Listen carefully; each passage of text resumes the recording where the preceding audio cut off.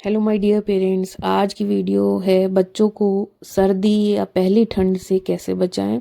कुछ ऐसी गलतियां हैं जो आपको नहीं करनी, जिसकी वजह से आप डेफिनेटली अपने बच्चे को सर्दी से बचा सकते हैं। सबसे पहला आता है डायपर पहनाएं या लंगोट पहनाएं। आप बच्चों को डायपर पहनाएं। डायपर पहनाना बिल्कुल सेफ है, बस आपको ध्यान रखना है कि आपको देखना है कि क्या डायपर लीक तो नहीं कर रहा। जैसे कि इस बच्चे में डायपर लीक कर गया था, पेरेंट्स को पता नहीं चला, जिसकी वजह से बच्चे के पैर काफ़ी ठंडे हो गए। आप वीडियो में देख सकते हैं कि कितना कलर चेंज हो गया है। आप डायपर को 2 से 3 घंटे में चेंज करें और बीच बीच में देखते रहें कि डायपर लीक तो नहीं करे। दूसरा है बच्चों की क्लोथिंग के ऊपर। अब इस बच्चे में आप देख रहे हैं कि क्लोथिंग थोड़ी लूज है।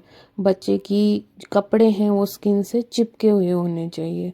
अगर लूज रहेंगे तो हवा जाएगी अंदर और बच्चे को ठंड लग सकती है, क्योंकि बच्चों की स्किन से हीट लॉस बड़ों के कंपैरिजन में काफ़ी ज़्यादा होता है।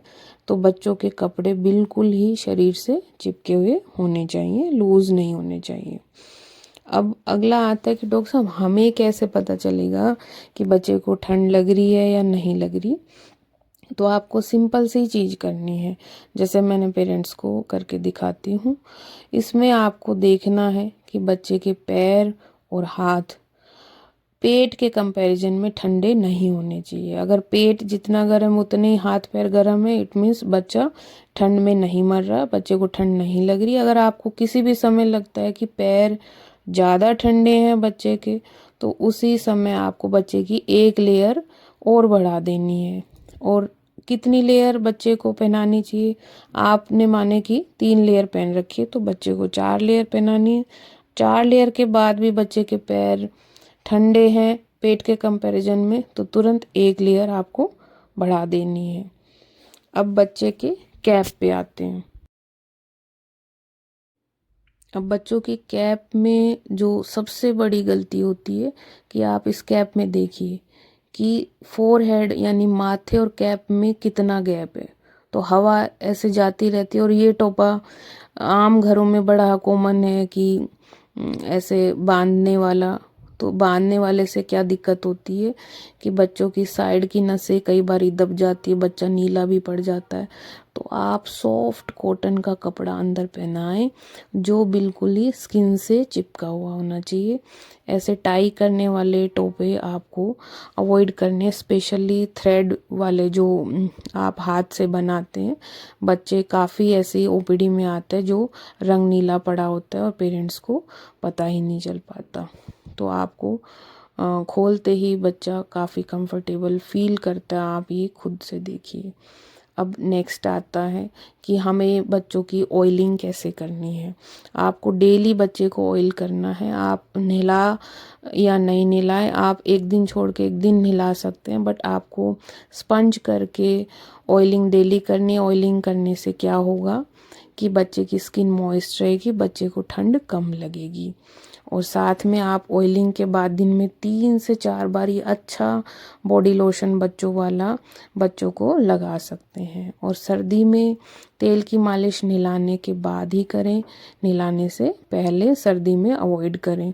ऑयल मसाज पे आप डिटेल वीडियो देखना चाहते हैं तो मुझे कमेंट सेक्शन में ज़रूर बताएं कौन सा तेल यूज़ करना चाहिए, कब करना चाहिए, कितनी देर करना चाहिए, सब हम डिटेल में बात करेंगे। अब आपको ये देखना है कि एक बार बच्चे का टेम्परेचर अगर नॉर्मल है नहीं है, फिर भी ठंड लग रही है, आपको लग रहा है, तो बच्चे में रूम में ऑयल बेस हीटर यूज़ करें। ब्लोअर वाला हीटर आपको यूज़ नहीं करना, ब्लोअर से सब चीज़ ड्राई हो जाती है। अब अगला पॉइंट आता है, इन्होंने बच्चे को नहलाया और जैसे ही मैंने टोपा हटा के देखा, सर काफ़ी ज़्यादा लाल हो रखा था। उसका कारण था कि पेरेंट्स ने बच्चे को थोड़े गर्म पानी से नहला दिया, ये सोच के कि बच्चे को गुनगुने पानी से कहीं ठंड ना लग जाए, बच्चा छोटा है। तो आपको ये गलती नहीं करनी।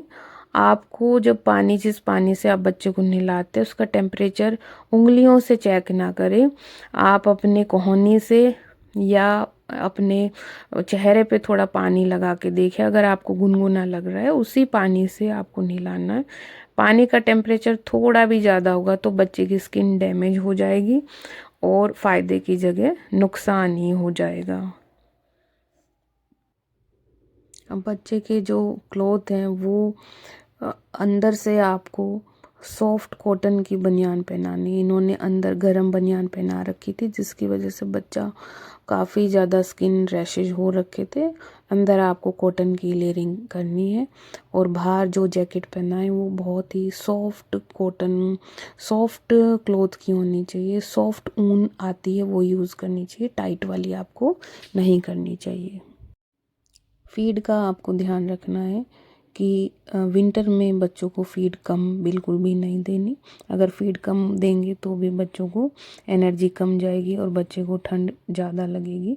अगर बच्चा प्री मैच्योर है तो ये पॉइंट्स आपको प्रेस करने हैं। बच्चे को अवेक रखना है और हर 2 घंटे में मिनिमम से मिनिमम 20 से 30 प्री मैच्योर में दूध पिलाना ही पिलाना है।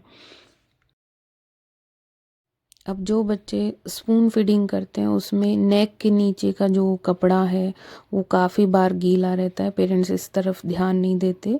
नेक के नीचे जो कपड़ा रहता है आप बिब यूज़ करें। बिब से भी कई बार थोड़ा सा साइड में मिल्क लीक हो जाता है। अगर आपके कपड़े थोड़े भी गीले हैं तो आपको तुरंत चेंज करना चाहिए। अब एक बहुत ही ज़रूरी पॉइंट पे आते हैं। आपको वेट वाइप्स जब भी आप यूज़ करते हैं तो बच्चे का नीचे वाला एरिया काफ़ी देर तक ठंडा रहता है क्योंकि वेट वाइप्स ठंडी होती है। तो आप विंटर में वेट वाइप्स की जगह ल्यूक वार्म वाटर में कॉटन डिप करके उससे बच्चे की पॉटी क्लीन करें तो बेटर रहेगा, बच्चे को सर्दी कम लगेगी।